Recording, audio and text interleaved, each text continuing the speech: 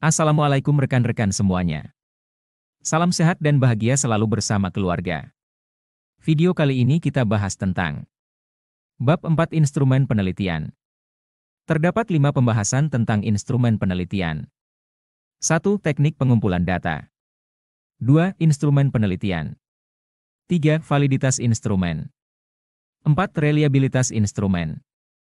Instrumen penelitian yang pertama, teknik pengumpulan data. Kegiatan penelitian yang terpenting adalah pengumpulan data. Menyusun instrumen adalah pekerjaan penting di dalam langkah penelitian, tetapi mengumpulkan data jauh lebih penting lagi, terutama jika peneliti menggunakan metode yang rawan terhadap masuknya unsur subjektif peneliti. Itulah sebabnya menyusun instrumen pengumpulan data harus ditangani secara serius agar diperoleh hasil yang sesuai dengan kegunaannya, yaitu pengumpulan variabel yang tepat. Pengumpulan data dalam penelitian perlu dipantau agar data yang diperoleh dapat terjaga tingkat validitas dan reliabilitasnya. Walaupun telah menggunakan instrumen yang valid dan reliabel, tetapi jika dalam proses penelitian tidak diperhatikan, bisa jadi data yang terkumpul hanya onggokan sampah.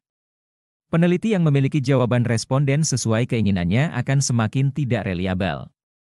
Petugas pengumpulan data yang mudah dipengaruhi oleh keinginan pribadinya akan semakin condong, bias, data yang terkumpul. Oleh karena itu, pengumpul data walaupun tampaknya hanya sekedar pengumpul data tetapi harus tetap memenuhi persyaratan tertentu, yaitu yang mempunyai keahlian yang cukup untuk melakukannya. Untuk manusia, instrumen yang berupa tes ini dapat digunakan untuk mengukur kemampuan dasar dan pencapaian atau prestasi. Untuk mengukur kemampuan dasar antara lain dengan tes inteligensi, IQ, tes minat, tes bakat khusus, dan sebagainya.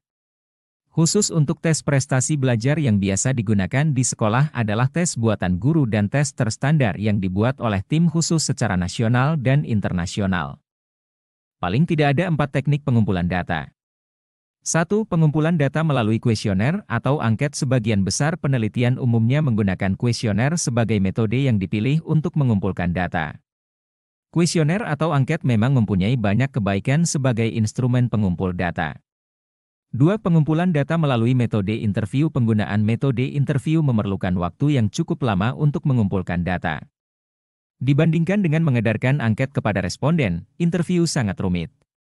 Dalam melakukan interview, peneliti harus memperhatikan sikap pada waktu datang, sikap duduk, kecerahan wajah, tutur kata, keramahan, kesabaran serta keseluruhan penampilan, akan sangat berpengaruh terhadap isi jawaban responden yang diterima oleh peneliti. Oleh sebab itu, maka perlu adanya latihan yang intensif bagi calon interviewer. 3. Pengumpulan data melalui metode observasi. Dalam menggunakan metode observasi, cara yang paling efektif adalah melengkapinya dengan format atau belangko pengamatan sebagai instrumen. Format yang disusun berisi item-item tentang kejadian atau tingkah laku yang digambarkan akan terjadi. Peranan yang paling penting dalam menggunakan metode observasi adalah pengamat. Pengamat harus jeli dalam mengamati, adalah menatap kejadian, gerak atau proses. Mengamati bukanlah pekerjaan yang mudah karena manusia banyak dipengaruhi oleh minat dan kecenderungan-kecenderungan yang ada padanya. Padahal hasil pengamatan harus sama, walaupun dilakukan oleh beberapa orang.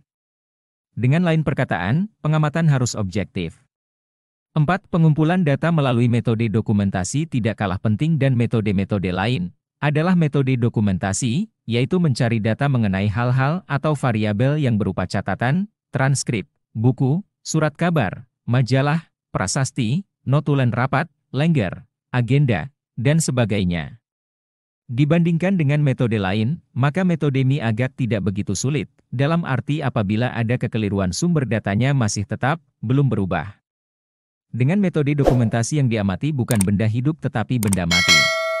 Seperti telah dijelaskan, dalam menggunakan metode dokumentasi ini peneliti memegang checklist untuk mencari variabel yang sudah ditentukan. Apabila terdapat muncul variabel yang dicari, maka peneliti tinggal membubuhkan tanda cek atau tali di tempat yang sesuai. Untuk mencatat hal-hal yang bersifat bebas atau belum ditentukan dalam daftar variabel, peneliti dapat menggunakan kalimat bebas. Sekarang masuk pokok instrumen penelitian sendiri. Menyusun instrumen merupakan langkah penting dalam pola prosedur penelitian. Instrumen berfungsi sebagai alat bantu dalam mengumpulkan data yang diperlukan. Bentuk instrumen berkaitan dengan metode pengumpulan data, misal metode wawancara yang instrumennya pedoman wawancara. Metode angket atau kuesioner, instrumennya berupa angket atau kuesioner. Metode tes, instrumennya adalah soal tes, tetapi metode observasi, instrumennya bernama checklist, Black, 2006. Ada 6 bentuk instrumen penelitian. 1. Bentuk instrumen tes. Tes dapat berupa serentetan pertanyaan, lembar kerja, atau sejenisnya yang dapat digunakan untuk mengukur pengetahuan, keterampilan, bakat, dan kemampuan dari subjek penelitian. Lembar instrumen berupa tes ini berisi soal-soal tes yang terdiri atas butir-butir soal. Setiap butir soal mewakili satu jenis variabel yang diukur. 2. Bentuk instrumen angket atau kuesioner. Angket atau kuesioner adalah metode pengumpulan data, instrumennya disebut sesuai dengan nama metodenya. Bentuk lembaran angket dapat berupa sejumlah pertanyaan tertulis, tujuannya untuk memperoleh informasi dari responden tentang apa yang ia alami dan ketahuinya. 3. Bentuk instrumen interview. Suatu bentuk dialog yang dilakukan oleh peneliti untuk memperoleh informasi dari responden dinamakan interview. Instrumennya dinamakan pedoman wawancara atau interview guide. Dalam pelaksanaannya, interview dapat dilakukan secara bebas, artinya pewawancara bebas menanyakan apa saja kepada terwawancara tanpa harus membawa lembar pedomannya. 4. Bentuk instrumen observasi. Observasi dalam sebuah penelitian diartikan sebagai pemusatan perhatian terhadap suatu objek dengan melibatkan seluruh indera untuk mendapatkan data. Jadi observasi merupakan pengamatan langsung dengan menggunakan penglihatan, penciuman, pendengaran, perabaan, atau kalau perlu dengan pengecapan. Instrumen yang digunakan dalam observasi dapat berupa pedoman pengamatan, tes, kuesioner, rekaman gambar, dan rekaman suara. 5. Bentuk instrumen skala bertingkat atau rating scale. Bentuk instrumen dengan skala bertingkat lebih memudahkan peneliti untuk mengetahui pendapat responden lebih mendalam tentang variabel yang diteliti. Rating atau skala bertingkat adalah suatu ukuran subjektif yang dibuat berskala. Yang harus diperhatikan dalam pembuatan rating scale adalah kehati-hatian dalam membuat skala, agar pernyataan yang diskalakan mudah diinterpretasi dan responden dapat memberikan jawaban secara jujur. 6. Bentuk instrumen dokumentasi. Bentuk instrumen dokumentasi terdiri atas 2 macam, yaitu pedoman dokumentasi yang memuat garis-garis besar atau kategori yang akan dicari datanya. Masuk ke bagian ketiga. Tentang validitas instrumen. Persoalan alat ukur yang digunakan evaluator ketika melakukan kegiatan evaluasi sering dihadapkan pada persoalan akurasi, konsisten dan stabilitas sehingga hasil pengukuran yang diperoleh bisa mengukur dengan 84% akurat sesuatu yang sedang diukur. Instrumen ini memang harus memiliki akurasi ketika digunakan. Konsisten dan stabil dalam arti tidak mengalami perubahan dari waktu pengukuran satu ke pengukuran yang lain. Ali, 1993, Anggoro, 2008. Alat ukur atau instrumen yang akan disusun tentu saja harus memiliki validitas dan reliabilitas, agar data yang diperoleh dari alat ukur itu bisa reliabel, valid dan disebut dengan validitas dan reliabilitas alat ukur atau validitas dan reliabilitas instrumen. Validitas adalah salah satu ciri yang menandai tes hasil belajar yang baik. Untuk dapat menentukan apakah suatu tes hasil belajar telah memiliki validitas atau daya ketepatan mengukur, dapat dilakukan dari 2 segi, yaitu, dari segi tes itu sendiri sebagai totalitas, dan dari segi itemnya, sebagai bagian yang tak terpisahkan dari tes tersebut, Bloor, 1997. Di dalam buku, Encyclopedia of Educational Evaluation, Scarvia B. Anderson mengatakan bahwa, a test is valid if it measures what it purpose to measure, artinya, sebuah tes dikatakan valid apabila tes tersebut mengukur apa yang hendak diukur. Dickson, dan kawan-kawan, 2004. Macam-macam validitas. Secara umum, validitas tes dibagi menjadi 2, yaitu validitas tes secara rasional dan validitas tes secara empiris. A. Validitas tes secara rasional. Validitas rasional adalah validitas yang diperoleh atas dasar hasil pemikiran, validitas yang diperoleh dengan berpikir secara logis.